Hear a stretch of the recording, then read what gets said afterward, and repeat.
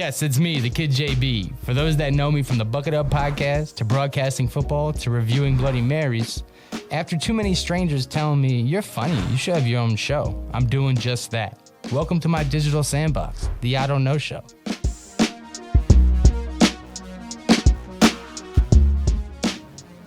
Hey man, it's me, the Kid JB, your host, the Idontknowshow.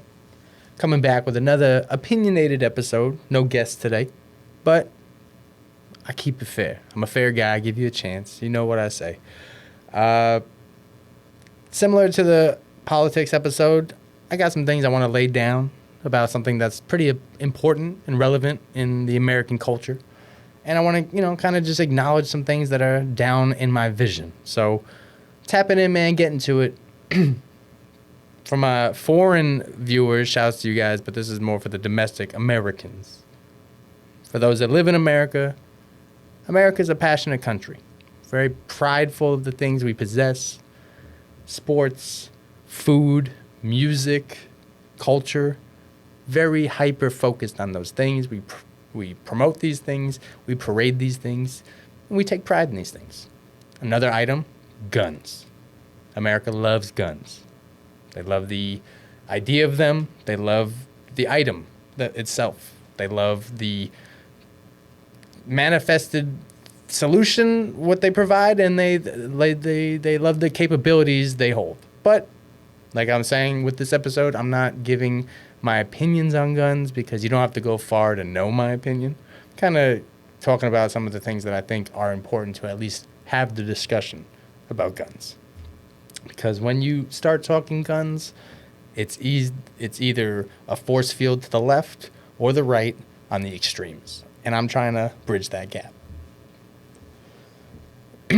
Simply put, man, a mass shooting. What's a mass shooting, right? A mass shooting is anything more than 4 people. So I know that doesn't sound like a lot, but everything's relative. If you put 4 people in this room, it's noticeable. If I shot all of them, it's problematic. That's a mass shooting. Anything more than 4 people. Sadly, mathematically, in the year of 2022, according to the Pew Research Center, we had over 636 mass shootings. So that's more than 1 a day. That's sad stuff. I do think that in order to find a solution to a problem, you must at least acknowledge that there's somewhat of a problem. Where are mass shootings happening? Malls, Waffle House, if you remember that one, churches, sadly, private schools,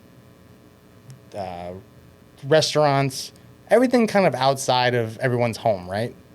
It's taking place in these public places where there's large populations of people or the possibility of large populations of people. So I think that's the issue, is at least acknowledging that when these mass shootings go on, they're taking place in more of a neutral zone, something that everyone should have a say on what should be involved with that safety or what that environment kind of involves. Not talking about what you should and can do at your home. I feel like those arguments get conflated often. I talk about doing things not necessarily by the book, because I'm definitely a rough around the edges type of guy. I'm not one to stick to templates or formats. But I do think that a lot of the homies that I have or people that I know that support guns are people that are going to follow rules and are people that are kind of doing things properly anyway. So they're not really a threat to these solutions we find proposed on some of the ideas. What happens when there's a mass shooting, though? There's definitely emotions, obviously. There's anecdotal emotions of people saying, what if it was your family member? What if it was somebody you knew?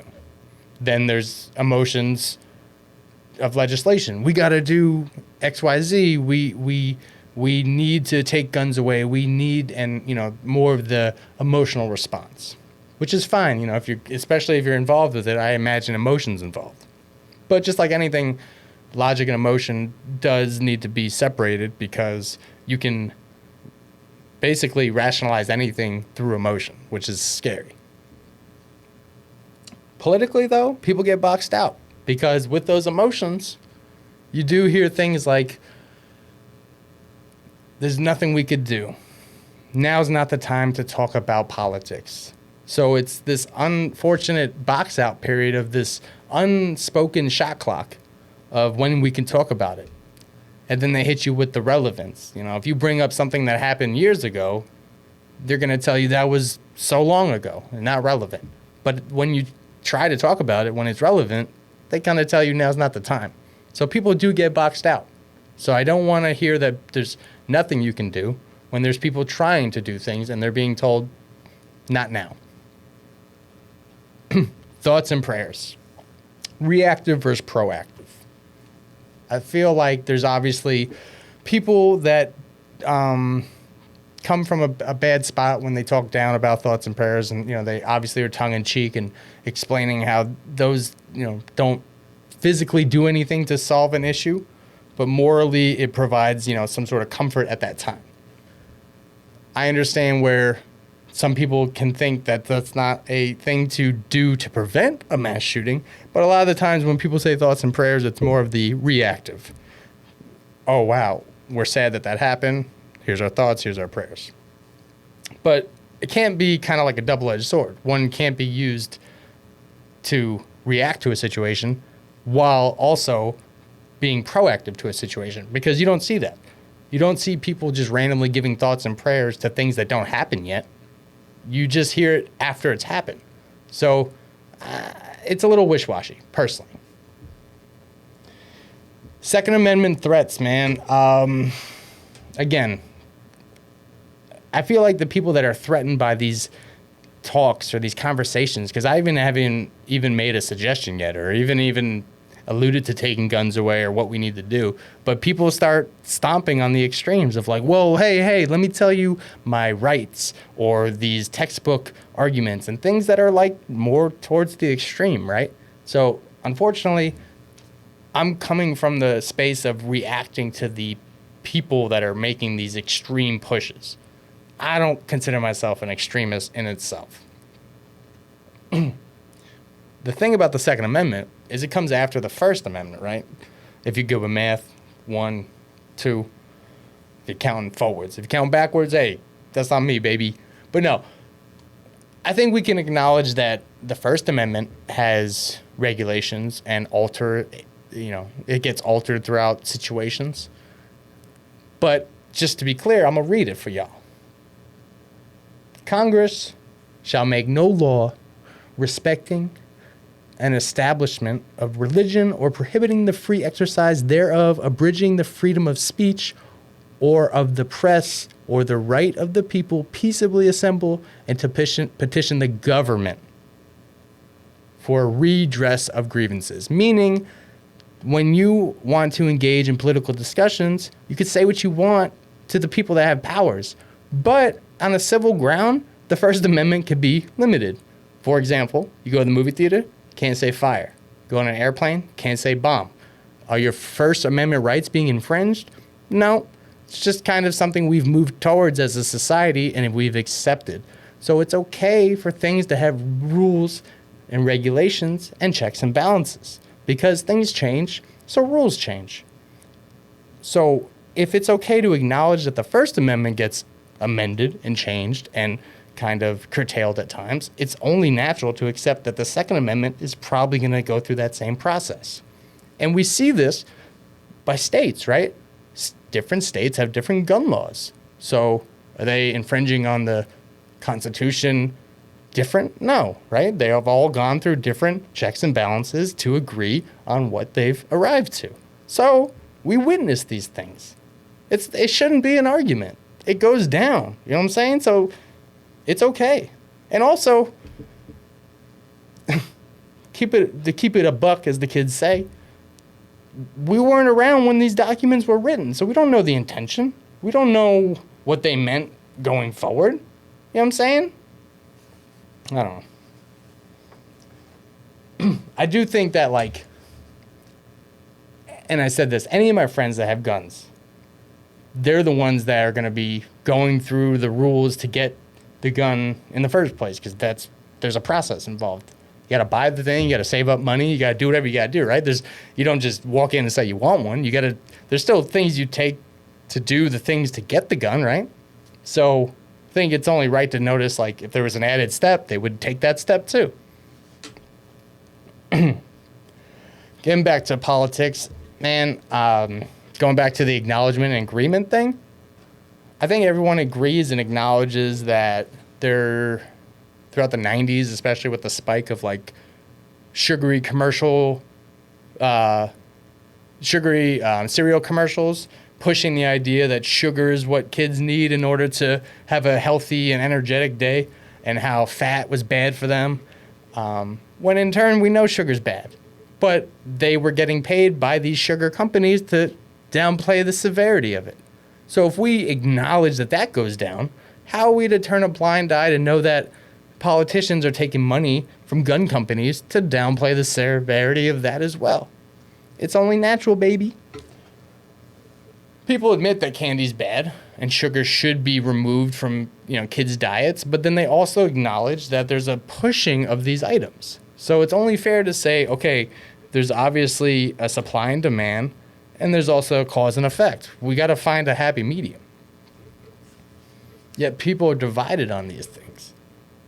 Yet people think that the NRA is not involved with politicians at all, and they're just giving happy donations just for the sake of it. No, like if you had the same breath gonna say that, oh, these sugar commercials, these cereal commercials are paying, and companies paying politicians under the table to say sugar's not bad, it's happening at everything else, man. Drugs, women's rights, everything that's on the table is being passed around, basically. Acknowledgement, man. We've got to get on the same page for something. In order to address a solution, you got to agree there's a problem. I had some personal trainers on this show. We talk about fitness. I've had physical therapists, talking about the importance of the body. If you don't address that your knee is hurt, how are you going to fix it, right? So that's the part kind of where I'm coming from in this episode, is more so speaking to the idea that there is a problem and there's possible solutions. There's one side that wants to provide solutions with another side denying the problem. So unfortunately, we'll never meet in the middle. Mental health. We're taking bigger focus on mental health awareness. I believe June is the month of men's mental health awareness. There's autism awareness. There's all these new strides to bring attention to the fact that just because you can't see everything doesn't mean people don't have things going on in their head, right? But what I don't like about the mental health argument is conflating that a mental health journey has to be a deviation from negativity, as if somebody going to get mental health is somebody preventing a mass shooting all the time. Personally, I see a therapist. I promote mental health. I have no thoughts of doing anything close to a gun. I'm kind of afraid of them, to be real. So I don't like this idea that it's something to prevent. It's something that should be promoted. I think everybody should be in tap with a therapist. Everybody should find a mental source of happiness. Everybody should find inner peace. But those things are a process, right? So this idea of not having it is what led to these big problems I think is a little fallacious, if that's the word. I do think that there's a little bit of a turning of a blind eye to some of the seriousness of guns. I think at times people admit and acknowledge how they can be dangerous, but just not to fit their argument. And we see this with guns being not allowed at, like, concerts. Can't have a gun on a plane. Can't have a gun at most politician hearings, the Senate floor, all that stuff. So they kind of know it's a dangerous thing, right? They keep it away from kids. They make sure to have a lock and safe at the house. So it's known that it's a dangerous thing. And then when it comes down to somebody causing harm to a large amount of people using that thing, they act like it wasn't that thing. That's frustrating. That's very frustrating. And I could see people getting discouraged. And, anecdotally, I got a niece and a nephew, and they're only getting older, and they're going to be going to school. And sadly, a lot of these school shootings or mass shootings is what you hear about in the schools. So I just, selfishly as it is, I don't want something to happen to my family. So if we could do something to address the issue, that's where we'll start. You know what I'm saying? I don't have all the answers. I don't have all the solutions.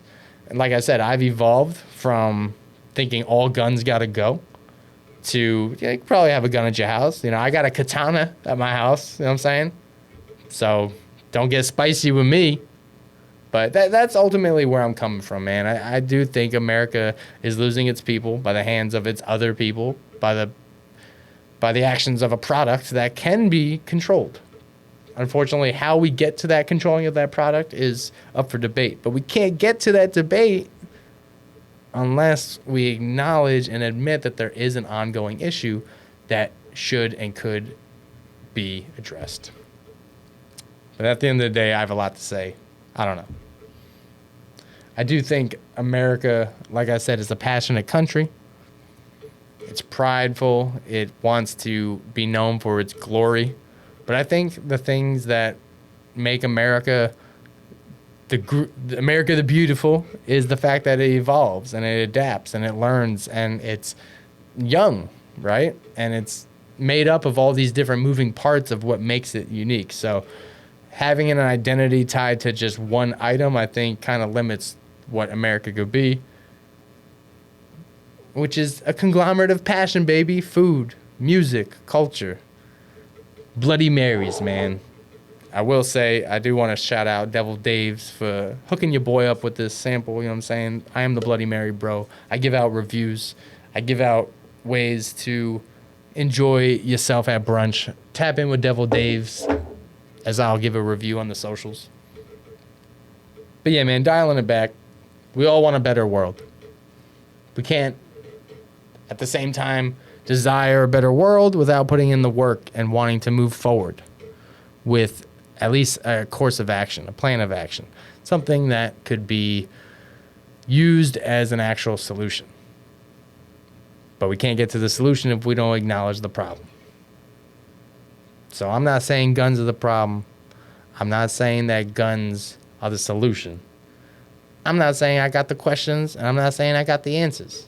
I got a microphone, I got my opinions, and I give them to you weekly.